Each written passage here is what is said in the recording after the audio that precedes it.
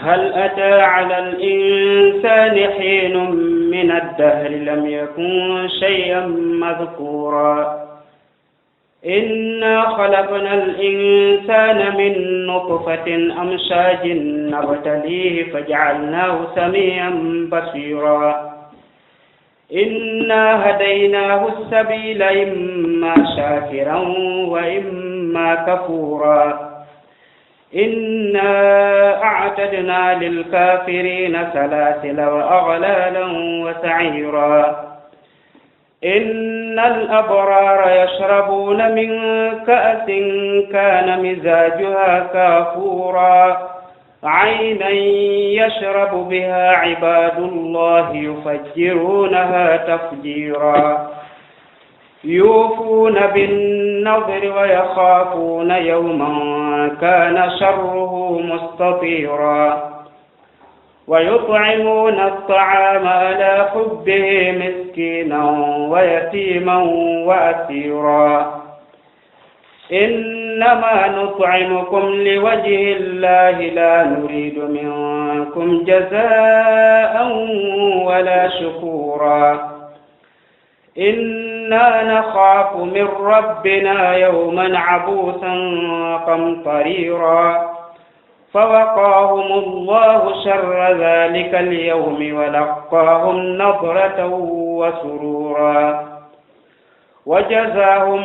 بما صبروا جنة وحريرا متكئين فيها على الأرائك لا يرون فيها شمسا ولا زمهريرا ودانية عليهم ظلالها وظللت قطوفها تظليلا ويطاف عليهم بآنية من فضة وأكواب كانت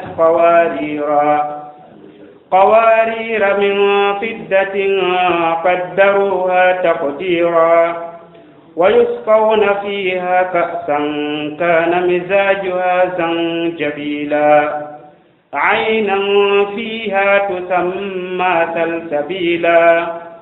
ويطوف عليهم ولدان مخلدون إذا رأيتهم حسبتهم لؤلؤا منثورا وإذا رأيت ثم رأيت نعيما وملكا كبيرا عاليهم ثياب سندس خضر واستبرق وحلوا أساور من فضة وسقاهم ربهم شرابا طهورا صدق الله العظيم.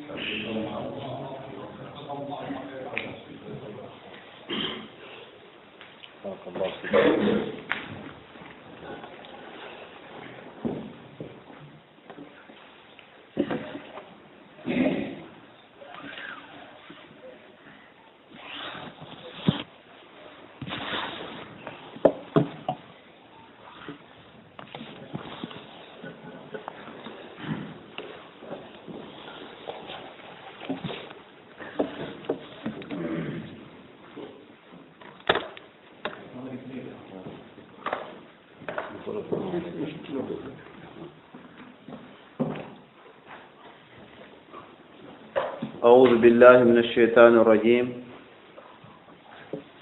بسم الله الرحمن الرحيم. الحمد لله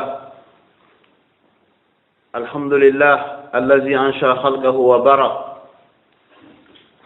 وقسم أحوال العباد غنى وفقرا وأنزل الماء وسق أسباب الثرى أحمده سبحانه فهو الذي أجرى على الطائعين أجرا وأسبل على الآثين سترا أحمده سبحانه هو الذي يعلم ما فوق السماء وما تحت الثرى ولا يغيب عن علمه دبيب النمل في الليل إذا سرى سبحت له السماوات وأملاكها وسبحت له النجوم وأفلاكها وسبحت له الأنهار وأسماكها وسبحت له البحار وحيتانها وسبحت له الأرض وسكانها وسبحت له الأشجار وأغصانها وسبحت له الأمطار ورعودها وسبحت له كل شيء وإن من شيء إلا يسبح بحمده سبحان الملك الألام وأشهد أن لا إله إلا الله وحده لا شريك له وأشهد أن لا إله إلا الله وحده لا شريك له لا نذير له ولا مثيل ولا كفء له ولا ند له وأشهد أن محمدا عبده ورسوله وصفيه وخليله وحبيبه ومصطفاه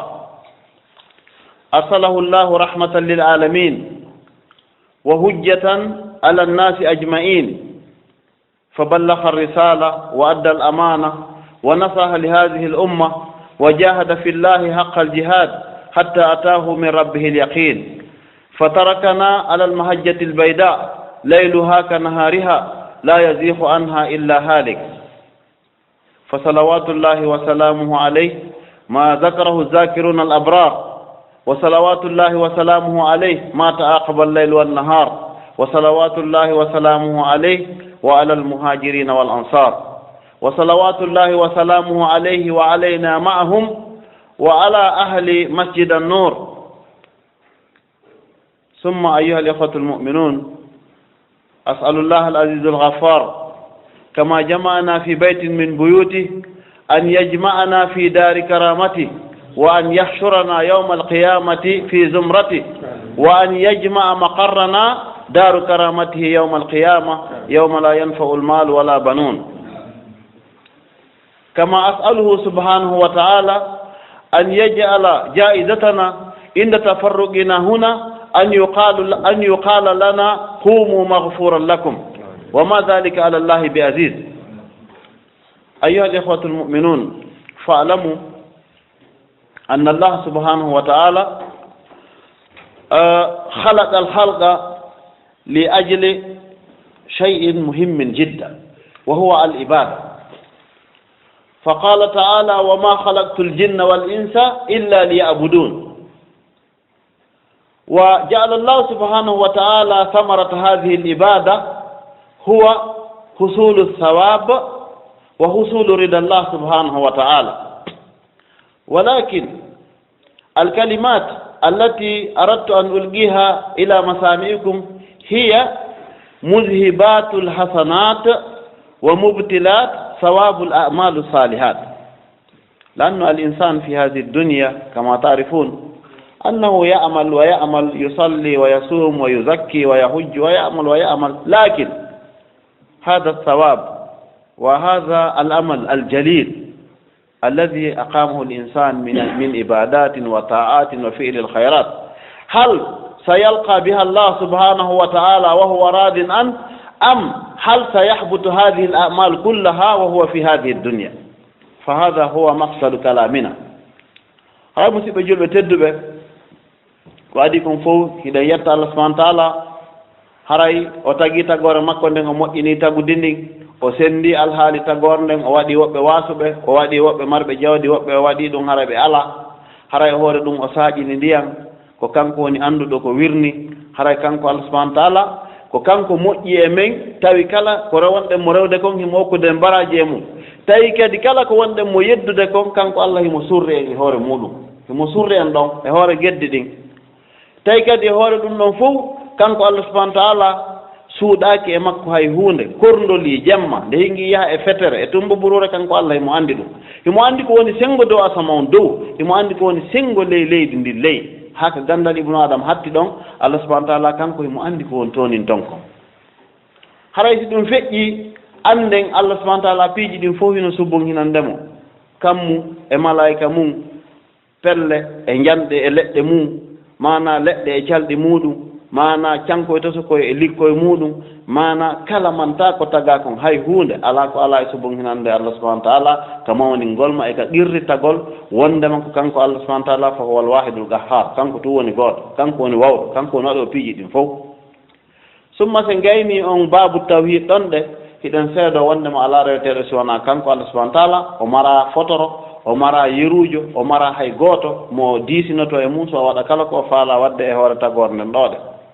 si ɗum ɗon feƴƴi hara hiɗen seedo wondema nelaɗo Allah sallallahu alaihi wasallam ko nelaɗo haray Allah nelimo yurmede wonande taggu ngun e hujja kadi wonande en fof hay goto ala mo nelal ngal yettaki e muɗum ko hujja alal alamin e hoore tagore nde fof ala mo nelal nelaɗo yettaki e mum sallallahu alaihi wasallam haray kadi ko giɗo Allah ko o weldiɗɗo Allah subhanahu wa ta'ala kanko rasulullah donc hara e hoore ɗum kanko nelaɗo o yettini nelal ngal o timmini fop fus o mankinali ko ɗum wasi hewteki لأن هذه الرسالة وصل إلينا بالتواتر وبالسند نحن أمة السند فهذا هو الفرق بين هذا الدين والأديان الأخرى الأديان الأخرى ليس لهم سند متصل إلى رسول الله أما فنحن أمة سند قوية جدا فلهذا نسمع يقال لهذا الحديث صحيح وهذا الحديث ضعيف لماذا؟ لأن العلماء درسوا هذا بدقة وتعلموها وعرفوا صحيحها وضعيفها وسقيمها ومرسلها وموقفها كل هذا علموه هاي معنا كرمك وبابن بجانغي كلا معنا في تاود كادو دينا يوكا يوتا من no laabiri kala hadise mana lowgol makko e sellugol makko e din alhaaliji fop fi mum hino janga hino laabi poy ko dum sendi en diina men kan e diinaji luttudi enen diina men kan ko bittawato ko jokkondirka ay hande do ni goddo wallahi ha joni no wodi taw no andi hombo jangi dum ha yotto ina la islam tum mari dum non eden mari marbe al ijaza fil qur'an al karim kala ka non goddo jangi ha be mo mari ijaza ande hare mo wawi on sifanagol karam ko makko e karam ko onno e karam ko onno ha yotto e rasulullah sallallahu alaihi wasallam donc dum don fop non haray ko nelaado tawi suudali mana be yottini e meden no haniri non nelal ngal hay hunde dirtali ton haray be acci e lawol jalbungol mana hattirde jalbugol jalbiri wa nange ko wiyete kon as-sunna haray jamma nyaloma mum fo no fota ter hentade haray hay goto accitata ngol lawol don sinamo Allah mu yani halka donc haray non e dum don fow on programme don ko non Allah subhanahu wa ta'ala wadir mo haray en toro Allah yo juule nanaado embere kala ko jimbe ben juule makko eden toro Allah yo juule makko e sahaba makko ben fannama jamma nyaloma no yultondira eden toro Allah subhanahu wa ta'ala yo juule e meden enen kaddo e yimbe de juulata doode haray den toro Allah subhanahu wa ta'ala yo timminan en golleji din ko wana non kadi den toro Allah no mobiren do ni e suudu makko haray yo mobiro en ni ka galle yurmende makko e ka galle teddungal makko e ka aljannaji makko wondude e nelabe makko haray ko wana non kadi tigi tigi on eden toro Allah subhanahu wa ta'ala wata goto e men iwdo sina hara malaika ariwi imme o yafam en turkal kanko ne wawdo dum dode donc haray fil haqiqa yewtere ko wonde yewde do kon aslan ko yewtere nde mi fuddi hanki yewde Bruxelles ono tay taw waktu yonata mi yidi kontingonde lies dode inshallah haray yewtere nden ko hondum ko muzhibatul hasanat wa mubtilat al a'malu as-salihat ko piiji bonnanaydi neddo mojjereji ko woni wadde konko aduna do e piiji wonaydi sabu baraji neddo bon puisque musidɓe julɓe wata yejjitu Allah subhanahu wa ta'ala yeeti ken ko Qur'an wa ma khalaqtul jinna wal insa illa liya'budun mimmi tagiral jinna yimɓe sina fiyo ɓe rewa ngal dewal Allah no wawno ngal wadde ha baraji ala e maggal ɓa kanko taguma o enno ya rewmo tun fal ni tun kono ka yurmende makko e ka moƴƴere makko waɗani ngal joddi ɗum no wiye baraji ɗin noon baraji Allah no ɗaɓɓiri en protège golɗi naɓa ɗiɗi hewta ka Allah har hay hunde dirtali joni noon no woodi ko dirtinta ɗin bonna ɗi ko fii ɗum ɗon wonɗen e haalde e nder nde jonde ɗo kono haray ko addi ɗum fof taw inchallah eɗen weltano musidɓe wonɓe sabu haray hewtugol am ɗongol e nde ɗo jonde eɗen toro Allah subhanahu wa ta'ala ta Allah ɗawɓe baraji ɗi eɗen toro Allah kala nafoore koyeɓe darson yo Allah sendiɗo en fof mo kala heɓa kono noon kadi mi torottamo wata Allah waɗi yingo hay hunde e nder darson wata Allah waɗu toon hay hunde nani yo waɗu fof hara ko fii makko hara o sendidade e goto kanko Allah subhanahu wa ta'ala wona khalisatan lahu ثم كما قلت أيها الأخوة المؤمنون أن العلماء قسموا مبتلات الأعمال على قسمين فهناك بعض المبتلات يبتل عمل ابن آدم ويبتل الثواب نهائيا فهناك بعض المبتلات ينقص فقط من الثواب بل ولكن لا يبتلها نهائيا فنحن في هذا إن شاء الله مجال نريد أن نتكلم أما يبتل عمل الإنسان نهائيا يعني ويبتلها كأنها لم تكن haray karmo ko be sendu baadi gebe didi ko bonnata golle jiya don in parti kono acca don duma wano uytugol baraji din no woodi kadi toon ko bonnata tigi tigi on hara ko fes hara hay hunde on tigi luttirta donc haray noon konko tata bonna e golle goɗɗo few taw hay hunde o luttirta haray ko fiiɗum noon nde wonɗen e yewtude inchallahu e ndeɗo jonde fa amma yani alladi yubtil amalu l insan wa yaj'al amaluhu haba'an mansura walakin قبل أن أبدأ في شرح هذا المجال نريد أن نجيب على سؤال مهم هل الله سبحانه وتعالى يبطل عمل الإنسان بطلا نهائيا أم لا وما الدليل على ذلك الجواب أن الله سبحانه وتعالى كما أنه هو الذي يجازي فهو الذي يؤتي الثواب فهو أيضا إذا كان هذا الإنسان عمل هناك بعض الأعمال كالشرك بالله ومات على ذلك فالله سبحانه وتعالى يبطل عمله بطلا نهائيا والدليل على ذلك قوله تعالى وقدمنا إلى ما عملوا من عمل وجعلناه هباء منثورا ko adi tawi fuɗɗagol darso on ɗon hiɗen lanndo est ce que Allah e teddugol makko e mawnugol makko himo bonna golle julɗo bonna ɗe few haba an mansuran hara ɗe fi majje bona few ko julɗo rewi Allah pendant 15 ans 20 ans 30 ans jaabol ngol ko naam himo bonna golle jeyaaɗo mo bonna dari ɗum gonno Allah subahana taala wi wa gadimna min ardini menen Allah min mooɓiniri ila ma amilu min amalin ko ɓe golli kon fof e golle min mooɓiniri fop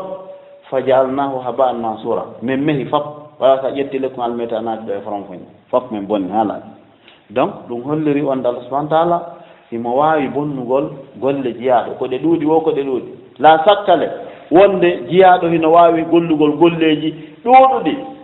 jibalul hasanat kasiratun jidda ma kulli hada إذا كان الإنسان لم يتهذب ولم ينتبه فربما الله سبحانه وتعالى يبطل له ثواب عمله كلها في هذه الدنيا وكما تعرفون أن الحصول على الثواب سهل لمن يسره الله سبحانه وتعالى عليه لأنه يعني نصف مثالا لذلك النبي صلى الله عليه وسلم يقول مثلا من صام يوما في سبيل الله أبعد الله له بذلك اليوم وجهه عن النار 70 خريفا هذا ثواب عظيم وهو يقول مثلا كلمتان خفيفتان على اللسان ثقيلتان على الميزان حبيبتان على الرحمن سبحان الله وبحمده سبحان الله العظيم كلمة كبيرة جدا الله فقط هو الذي يعلم ثوابها ويقول في حديث آخر من قال سبحان الله وبحمده عدد خلقه ورضا نفسه وزينة عرشه ومداد كلماته لم ينقطع ثواب تلك الكلمة يعني ثوابها متواتر دائما يأتي يأتي يأتي وغير ذلك من فضائل الأعمال من حج ولم يفسق رجع كيوم ولدته أمه ليس عليه ثواب ليس عليه يعني عقاب ويقول في حديث أخرى يعني أريد أن أقول يعني كثيرة أبواب الخير كثيرة جدا من فطر صائما الله سبحانه وتعالى يؤتيه ثواب الصائم من خير أن ينقص من أجورهما شيئا وما إلى ذلك من ستر مسلما ستره الله في الدنيا والآخرة والله في أون العبد ما كان العبد في أون أخيه يعني نريد أن نقول أبواب الخير والله مفتوحة والحصول على الثواب سهل جدا سهل ولكن أيها الأخوة المؤمنون المشكلة هذا الثواب اللي عندك عبادتك 20 سنة عبادتك 30 سنة 40 سنة هل ستلقى الله سبحانه وتعالى بها وهو راض عنك أم ستأتي بيدين صفرين ما بينهما شيء فهذا هو المشكلة فهذا الذي نريد أن نوجهه هري والله دمب دموجر هنا هي هافئد نلا دون ما كان من بنى لله مسجدا كلا ما عند الله جولد الله ما ني مسود كالجنة ما نافي نو محمد درت كما هبي براجي equivalent yona ko mahe suudu direct hibe maka kala hajjoydo o arte wala nyande yimo makko jibinim hiɓe maaka kala horɗo ñallal gotal pet fi Allah haray Allah subahana taala woɗɗina yeeso makko ngo naatugol yide ka yarta duuɓi 90 duuɓi l'ahira hiɓe maaka wondema kala wiiɗo subhanallah wa bihamdihi adada halqihi waɗira nafsihi ha ka on hadis haaɗi ɗon baraji mum taƴata hayno jokkodiri tum hiɓe maaka kala jannguɗo ayaje ɗen fuɗɗode sotol an Allah subahana taala taga e malaka gulu 10 ko rewanamo Allah leññande ñallal ngal fof siko kikiɗo janngiri Allah taga e waɗum ko rewanamo Allah jemma on fof hiɓe maaka konnguɗi ɗiɗi on hadis sakkiti ka sahihul Bukhari hiɗi yiɗaka Allah hiɗi teddi ka balance Allah woni subhanallahi wa bihamdihi subhanallahi al azim yani no ɗuuɗi ha feƴƴiti dambuɗe moƴƴere limotako wallahi hino ɗuuɗi ha feƴƴiti ɓe maaki kala julɗo wallahi walluɗo julɗo Allah no walludema e alhaali mo wonɗa o Allah noon wallugol magol no tawa toon o régula haaji ma adna ɗo okkore kadi baraji yani abwabul hayr malia no ɗuuɗi ha feƴƴiti dambuɗe moƴƴere en faami donc hiɓe maaka hiɗa yaa nandur ila kitab riyadi salihin fi badi shuruu أن الإنسان إذا فكر في أخيه المسلم وأخذ ناقلته أي دابته وذهب لزيارة أخيه المسلم لله فهو أفضل ثواب من الذي كان معتكفا في الكعبة سنة. هذا ثواب عظيم. نعم نمي يودر كرياد الصالحين أسره جغو كباب زيارة الأولياء ɓeyni wosi goɗɗo a miijitike fi siɗɗo ma a wi moodi mi wayri kaari makkundema wonde ɗon lam faalayaade mi hiwroma fi Allah ƴetta puccu ma ngu ma mobiletin kum ma otowal ngal ko an anndi yaha ha hewtaka on ɗon hiwrɗama won ɗon 5 à 10 minutes ɓeyni baraji ma ɗin hiɗa ɓuri baraji ufiniɗo ka kaaba enna haraymo rewde Allah o yaltalta ma hasa sawabu azim baraji wallahi no mawni ha ɓeƴƴi donc haray wo laali fi wa minha ta'atul abawayn wa minha al ihsan ila zawja khayrukum li ahlihi wa ana khayrukum li ahli wa minha al ihsan ila al awlad wa minha al ihsan ila al a'imma wa minha kathir dambuɗe moƴƴe ɗuuɗi ha feƴƴiti wallahi kono noon probléme on ko honto woni nde moƴƴere ɗo ya akhi nde heɓuɗa ko ko rewɗa Allah 20 ans ko ko rewɗa Allah 30 ans ko ko rewɗa Allah 40 ans baraji ɗum beela a fottoya e Allah subhanahu wa ta'ala hara hiɗa jogii hara dirtaade ɗum ɗo woni probléme ka do a aray kelloɗa ta juɗɗen fof laaɓe haga hol muskila ɗum ɗo woni probléme mom donc fil haqiqa lasli nde yewtere miɗo ndaara deftere cheikhujo men moolanaɗo karamkojo men no ibnul qayyim al jawziya deftere makko wiyeten nden alwabilu sayyib himo waɗi dambugal fii ka bonnayɗi golle ibnu adama o wii wondema ibnu adama fof no haani janngugol ngal dambugal kala julɗo fii o ƴoƴu o wona malen o annda bonnayɗi golle ɗin fii o reeno sabu gooto e karmukoɓe goo o inni wo min wallahi sinano kulol fiitami wonu sabu Allah yedde mi gerayno misra ɗo foppuño ammi fiyami hendo baraji maɓɓe ɗin fof andi omo woni julɗo malen joƴi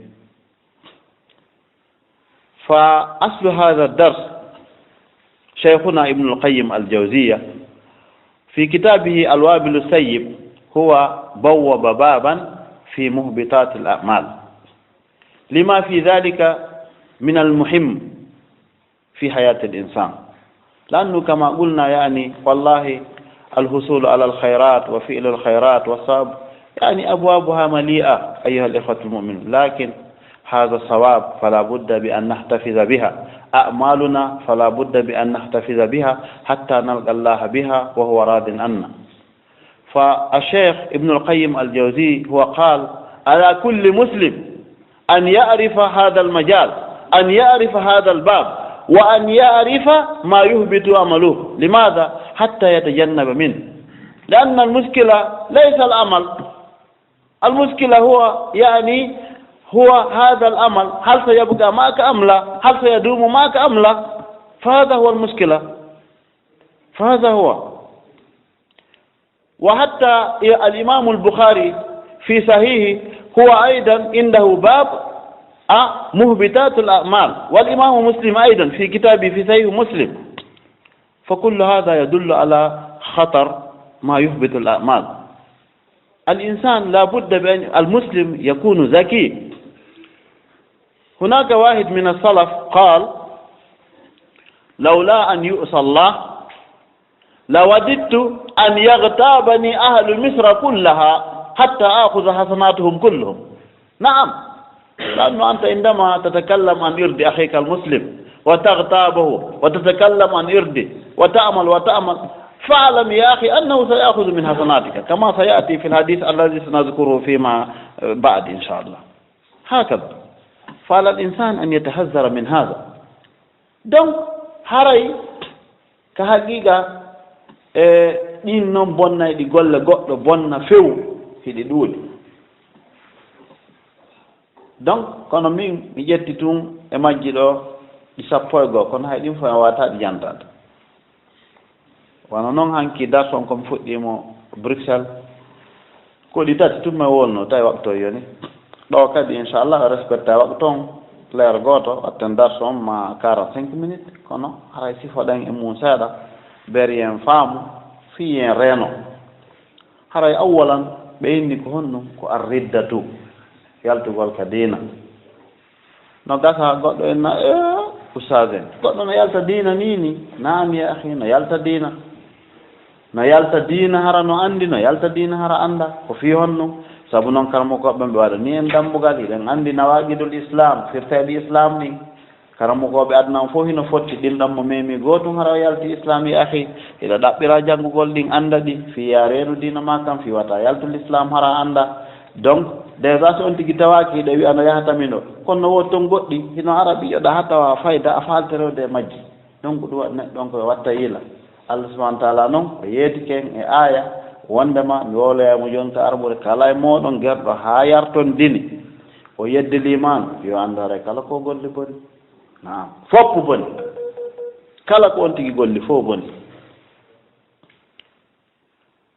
wa kama qulti ayuha al-ikhwatu al-mu'minun, wa mimma yuhbitu al-a'mal awwala huwa ar-riddatu, yani al-khuruj an dinillah. وربما يتساءل الإنسان يقول لي يا أحمد في هذا الزمان الذي كثر فيه يعني العلماء والمدرسون والخيرات والحسن، كيف الإنسان يخرج في هذا الدين؟ يا أخي هناك كثير من الأشياء لو فعلها الإنسان عارفا بها فهو خارج عن ملة الله سبحانه وتعالى. فقد كتب العلماء نواقض الإسلام الأسرع. فالإنسان إذا فعل فعلا من هذه الأفعال المذكورة في باب نواقض الإسلام فأنه خارج عن الملة، إما أن يتوب ويعود، ولكن الأصل أنه خرج عن الدين. وغير ذلك إذا كان هذا الإنسان هو عمدا حتى في نيته نوى أن يرتد وأن يخرج في الإسلام فإنه خرج عن الإسلام، فإنه بذلك بخروجه عن الإسلام قد بطل كل عمله نهائيا من أول حياته إلى ذلك اليوم. وما الدليل على ذلك؟ الدليل على ذلك الله سبحانه وتعالى يقول في القرآن الكريم ومن يرتد منكم عن دينه، أو في آية أخرى يقول ومن يكفر بالإيمان فقد حبط عمله، فقد حبط عمله وهو في الآخرة من الخاسرين. خلاص، هذا هو الدليل. فعلى الإنسان المسلم أن يتعلم ويعرف ما هو المحظور في هذا الدين حتى يحتفظ بما عنده من الإيمان، وحتى لا يضيع إيمانه في القيل والقال والفواحش، وحتى لا يكذب رسول الله، وحتى لا يكذب الله سبحانه وتعالى، وحتى لا يخرج عن هذا الدين بعلم أو بدون علم. نعم. ثم النقطة الثانية الشرك بالله، لكن لمن مات عليه. الشرك بالله لمن مات عليه. الإنسان إذا أشرك بالله سبحانه وتعالى ومات على ذلك فقد حبط عمله مهما كان، فقد حبط جبال حسناته مهما عظمت. الله سبحانه وتعالى يقول مخاطبا لرسوله صلى الله عليه وسلم لئن أشركت يا محمد، يعني لئن أشركت ليحبطن عملك ولتكونن من الخاسرين. هذا المخاطب هو رسول الله صلى الله عليه وسلم، فما بالك أنت يا أخي؟ حتى الصلاة ما أتممتها، وحتى الصيام ما صمتها كما كان السلف الصالح يصومون، والزكاة ما أخرجتها، ما فعلت شيئا، وهذا رسول الله قيل له لئن أشركت ليحبطن عملك ولتكونن من الخاسرين. فما بالنا أيها الإخوة المؤمنون؟ نعم. والله يوحي أيضا إلى رسول صلى الله عليه وسلم يعني بأن يقول، يعني يقال للأنبياء لئن أشركوا، يعني هم يعني الأنبياء المقصودون هنا يعني لا يحبطن عملهم، الله يحبط أعمالهم حتى هؤلاء الأنبياء. فما بالنا نحن؟ هراي مسيب أجول بتدبي تقبل دمرنا إنك بنا يقول كشركا والله سبحانه وتعالى شركا والله والله كدرس مولانا نتن شرك الأكبر شرك الأصغر شرك الخفي شرك مودو يدو والله direct ما كافين دينا موي غودو شرك سودي دو e shirku burdo suulade ɗiɗo fop ko shirku wiyete. Shirku noon wallahi ko janganten qur'an ko fiye gollitere, ko janganten sunna ko fiye gollitere. Ka qur'anul karim wallahi no windi noir sur blanc nelaɗo Allah fewtini yewtere nde on ko kanko ɓuri teddude tagorne fo, kanko e Allah e winani kam gaddema ko ɓe jaatigi, ko kanko ɓuri moƴƴude tagorne fo. Allah fewtima wi nelaɗo sa a sirki golle maɗen fo men bonniɗo. لئن أشركت لا يهبطن عملك. سأشركي قال ما نفهم من بناك والتكون من الخاسرين. أبرد أكاد فتني على ذلك. نعم. آية جو وفيوتي نيوترن دين أن باب بين. وي لو أشركوا سبشركونه كان بأن باب بين لا هبط عنهم ما كانوا يعملون. كبقول لكم فق من بناك. بيدوك أن باب وانا ولنا يا أخي. يوانن أم متوات جلد فورجلا وانتو جيغو كسبكا aray tigi karan hettorte korkare gila hakkunde ma juloɓe regila zakka ala ittude ma mara ko itta ɓe ñaami mbuuɗi jawdi ko andano yuri ha haar tew. Subhanallah. haray neɗɗo on wallahi mi duwa hulgol Allah subhanahu wa taala. summa hon ɗum annuktatu salisa toɓɓere tammere nden e bonnayɗi golle ibnu adam ko maana yanugol e hoore yimɓe ɓen, yanugol e hoore yimɓe ɓen. النقطة الثالثة مما يحبط عمل الإنسان هو تتبع أعراض الناس والاعتداء عليهم وتتبع عوراتهم. فاعلموا أيها الإخوة المؤمنون أن المسلم بل ليس المسلم أولا، ابن آدم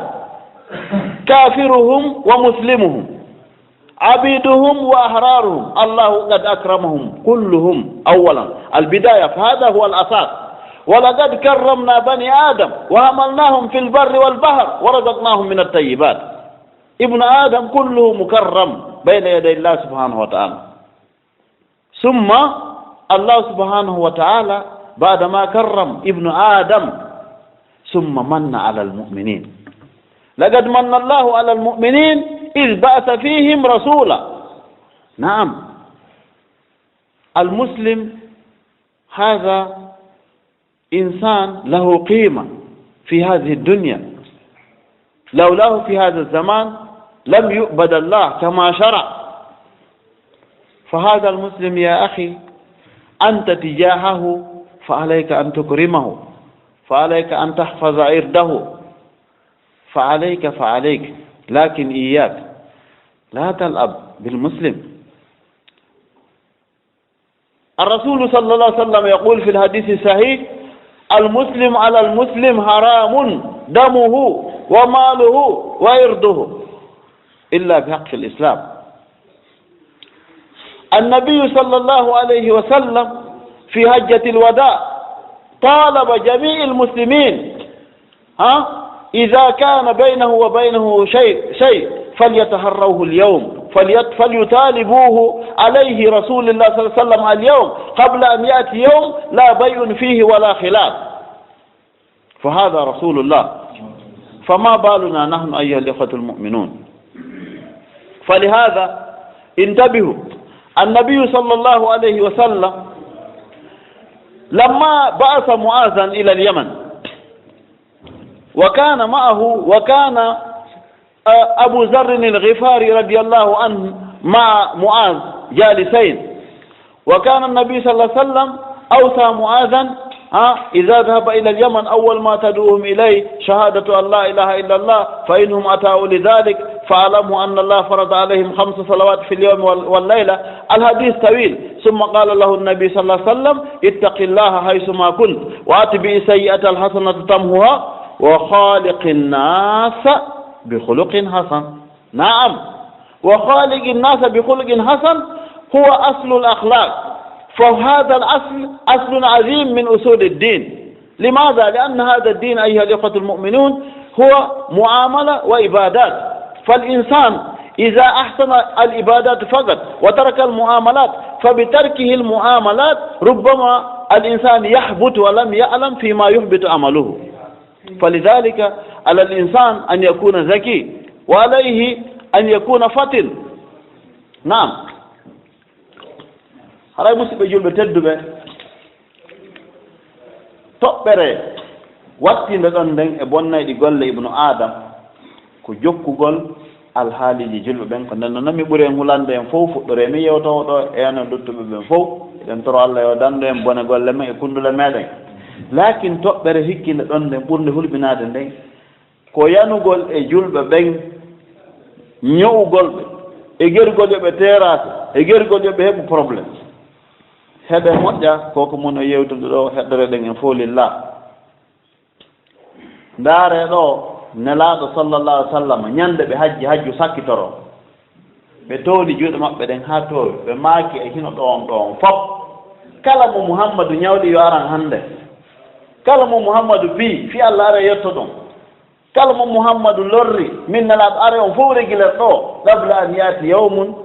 la dinar wala dirham. adi en hewtoyde ka tawata mbuuɗi ala hay fo sowata régilde probléme on fof are ɗo yandi fi Allah régilen ɗo joni. ɓe maaki onon kadi julɓe ɓen fof kala jogondiraɓe yo régil ka aduna ɗo ado hewtoyde lahara. ɗum koko hajjatul wada ɓe maaki ɗum hajju sakkitoro mo ɓe sakkiti hajjude on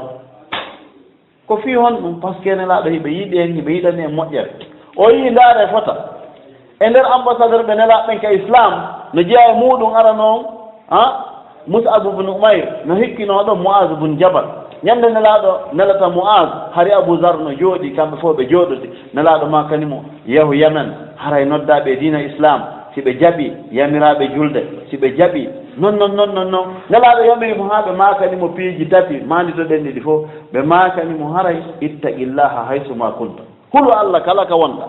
wa atbi sayyi'ata alhasanata tamhuha kala kadi ko bonnuɗa jokkintin noon kisan moƴƴere ko peesidoye e mum wa khaliqin nasa bi khuluqin hasani wondi e yimɓe ɓe jikku moƴƴo wondire yimɓe ɓe jikku moƴƴo nelaaɗo répétanimo ɗum ɓe maaki yo mandito ɗum yo wondire yimɓe ɓe jikku moƴƴo ko fi hon ɗum nelaaɗo sa sallam makanimo ɗum puisque nelaaɗo sallah sallam taw hiɓe andi enen fof taw ande ibnu adam wallahi ko Allah teddinimo taw keefeer owo julɗo owo bonɗo owo moƴƴo owo fof Allah hawti o yo walagad karramna min teddini fof wallahi joni noon si ɗum noon feƴƴi Allah noon ittiti ndaare ɓaawo teddini taw o wi noon lagad manna llahu ala almuminin julɓe ɓen no ɓenɗon min moƴƴi e maɓɓe ɓen na teddungal ɗum min moƴƴi e maɓɓe ɗum noon ko honde tay ko is basa fihim rasula tuma nde o nelno e maɓɓe nelaaɗo ayyade ko min jite hara enen ɗo no nelanoka e men hara bi heɓaɗen koye majji ɓe hara no hannde ko honno waaɗe gorɗo garda e won sansa eno waaɗen men ƴiiƴa wulɗan e ma ɓe siɓɓe men danee hara ɓen anndano ko wiyete annabaji harano ko honno ɓe wuuriri hannde donc ɗo si Allah wi o moƴƴike e men tuma nde o nelno e meɗen nelaaɗo on faami. donc joni noon nelaaɗo Allah sa sallam nde wonno ɗiɗo piiji ko objectif islam on ko fiyo moƴƴu fiyo jama on fof yaadu hunde wotere nelaaɗo sa sallam ɓe maaki aw haray tigi tigi yahu hollitaɓe haray tigi tigi on jikkuji ɗin hollaɓe jikkuji moƴƴi ɗi wondiron no moƴƴiri haray ɓe makanimo wondema wa khaliqin nasa bi khuluqin hasan. limaha wa khaliqin nasa bi khuluqin hasan? قد صح أن النبي صلى الله عليه وسلم قال أكثر ما يدخل الناس الجنة هو الإيمان بالله وحسن الخلق. الإيمان بالله وحسن الخلق. نعم، كان واحد من الصحابة يقول أنا وددت أن أموت لا علي ولا لي، يعني إذا لم يكن معي شيء من الثواب نعم، ولكن أيضا لا أريد أن يكون علي شيء من الذنوب والآثام. هكذا. فلهذا الأخلاق هي فلا بد بأن نتعامل بها ونتفاعلها ونتعلمها ونتحلى بها، يكون أخلاقنا إسلامية، يكون أخلاقنا كأخلاق رسول الله صلى الله عليه وسلم، هكذا بالتواضع وبالرحمة وبالإيثار وبالكرامة